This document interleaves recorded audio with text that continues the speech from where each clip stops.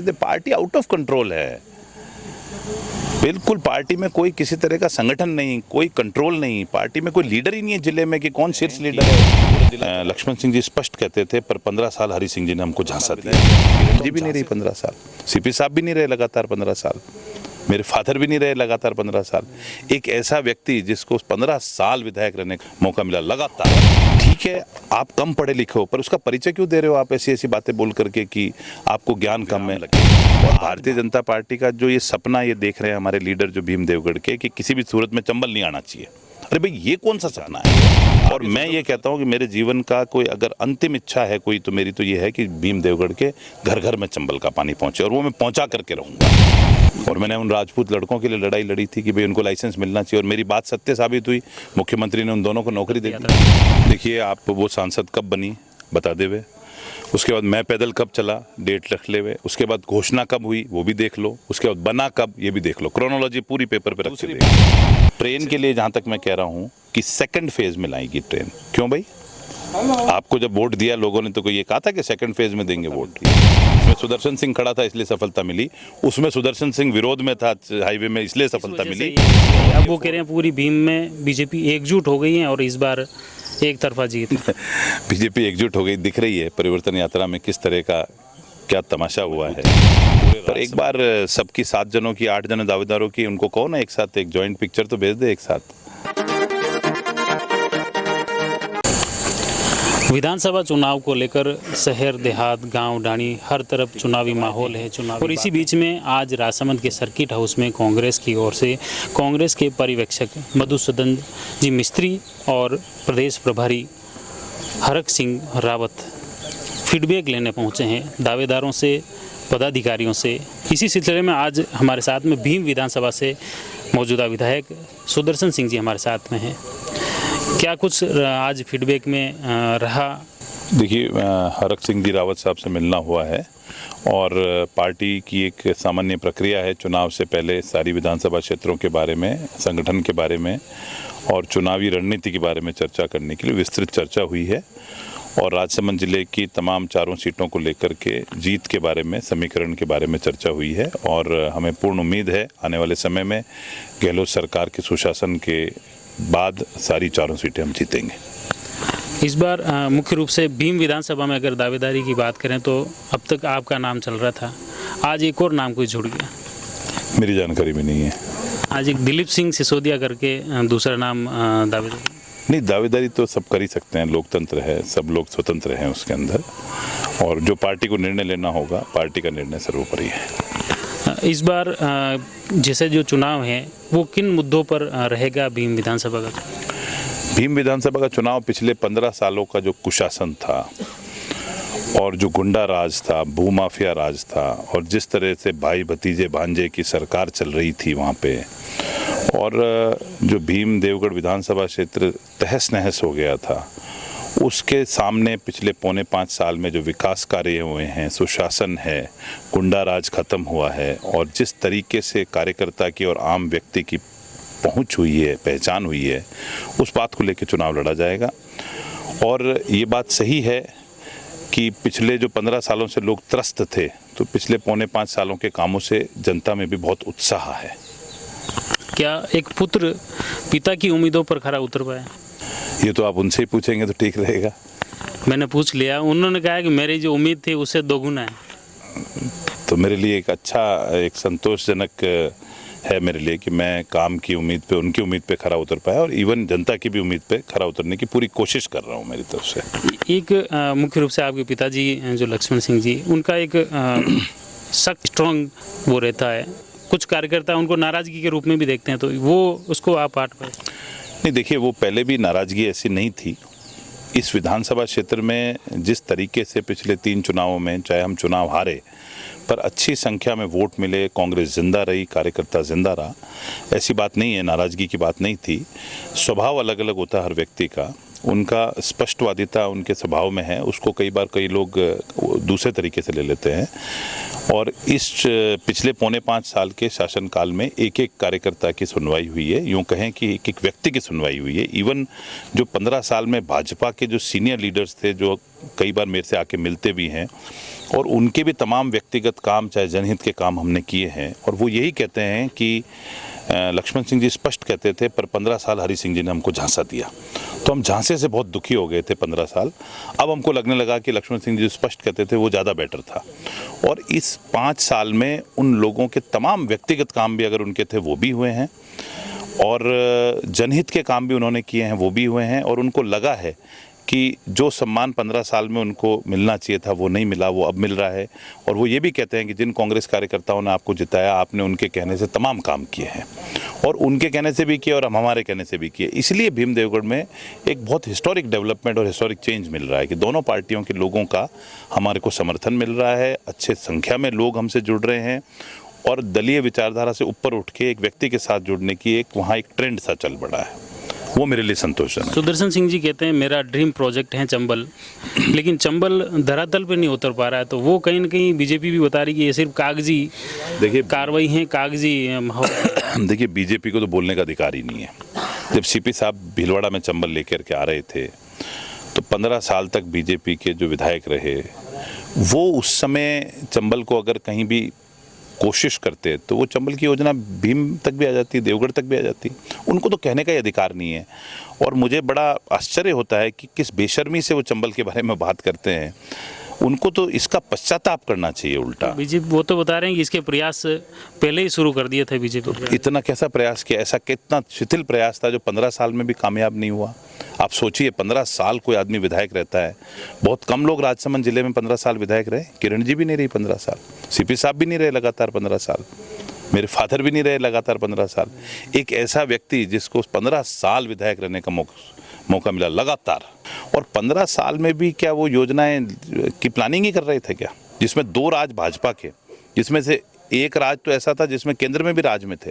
कितनी सत्ता चाहिए, जिला प्रमुख आपका, प्रधानमंत्री आपका, मुख्यमंत्री आपका, जलदाय मंत्री किरण माहेश्वरी जी थी, और वो उनके बिल्कुल खासम खास थे। क्या हुआ, आप योजना का नाम तक बजट में अनाउंस नहीं करा पाए।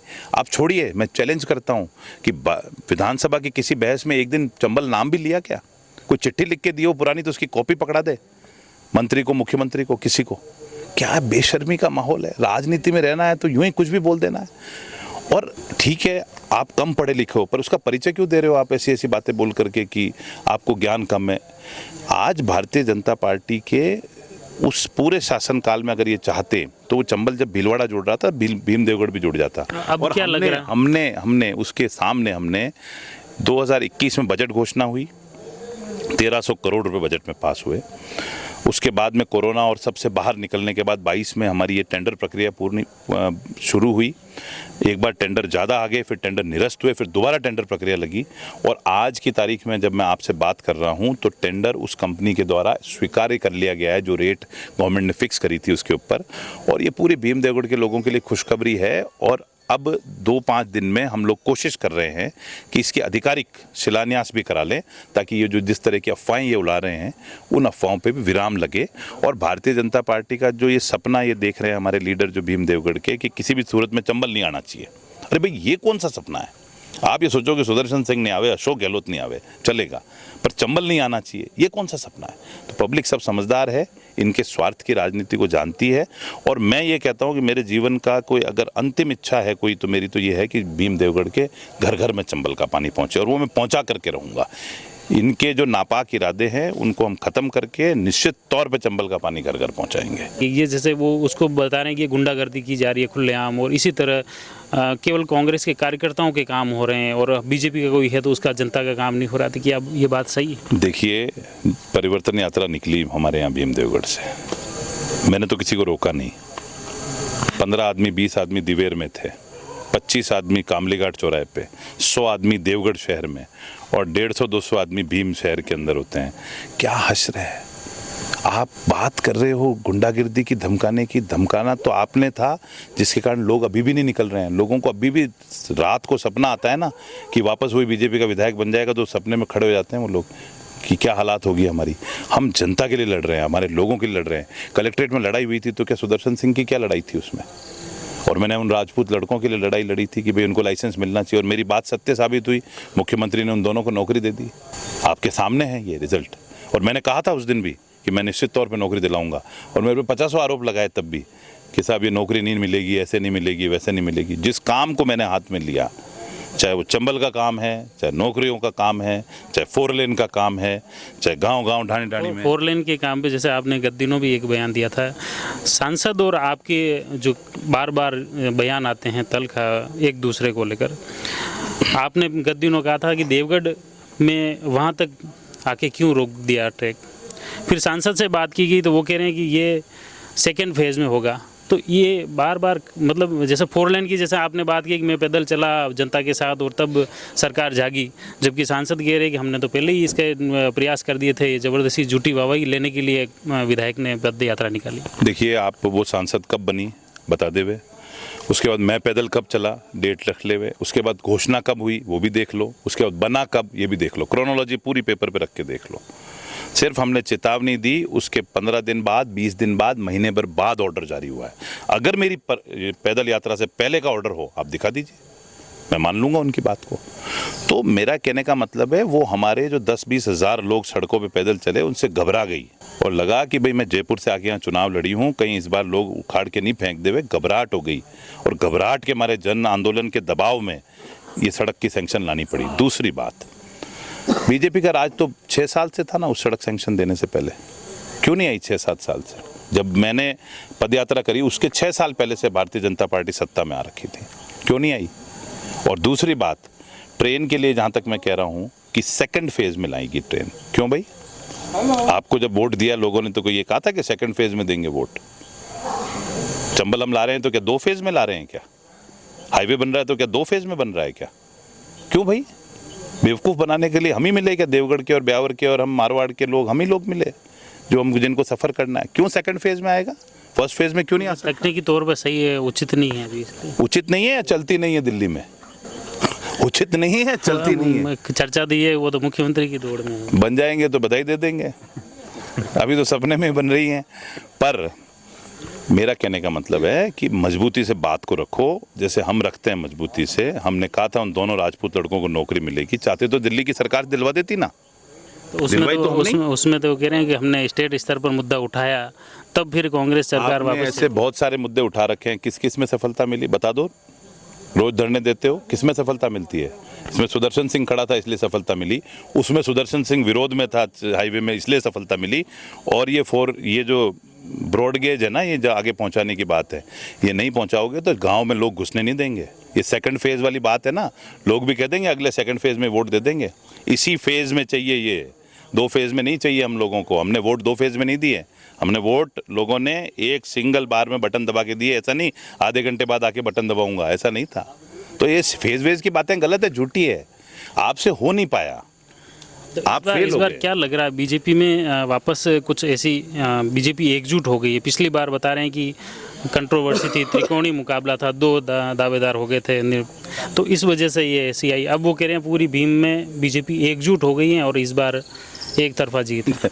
बीजेपी एकजुट हो गई दिख रही है। परिवर्तन यात्रा में किस तरह का क्या तमाशा हुआ है, पूरे राजसमंद में तमाशा हुआ, भीम भी उसका हिस्सा बना। और किस तरह से एकजुट है, पहले एक जना चुनाव लड़ता था, आज 7-8 जने उम्मीदवार पाल के बैठे हैं। और पार्टी भी उनको सबको इकट्ठा करने में नाकामयाब हो गई है। और मेरे ख्याल में जितने दावेदार हैं उतने मजबूत है, यूँ कह रहे हैं इतने हमारे योग्य। अच्छी बात है, अच्छी परिभाषा है, जितने दावेदार उतनी मजबूती। पर एक बार सबकी 7 जनों की, 8 जने दावेदारों की, उनको कहो ना एक साथ एक जॉइंट पिक्चर तो भेज दे, एक साथ एक पिक्चर तो भेज दे फोटो खींच करके।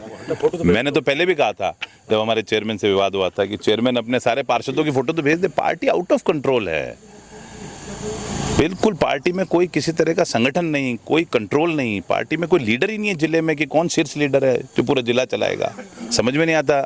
तो इसीलिए मेरा ये मानना है कि बीजेपी जो ये सोच रही है कि हमारे कैंडिडेट एकजुट हैं, ये है तो ठीक है, अच्छी है, सोचे। हम तो कह रहा हूँ वो अपना काम करें, हम हमारा काम करेंगे। हम कोई उनके विघटन के बेस पे थोड़ी चुनाव लड़ रहे हैं, हम अपने कामों के बेस पे चुनाव लड़ रहे हैं। बहुत बहुत धन्यवाद।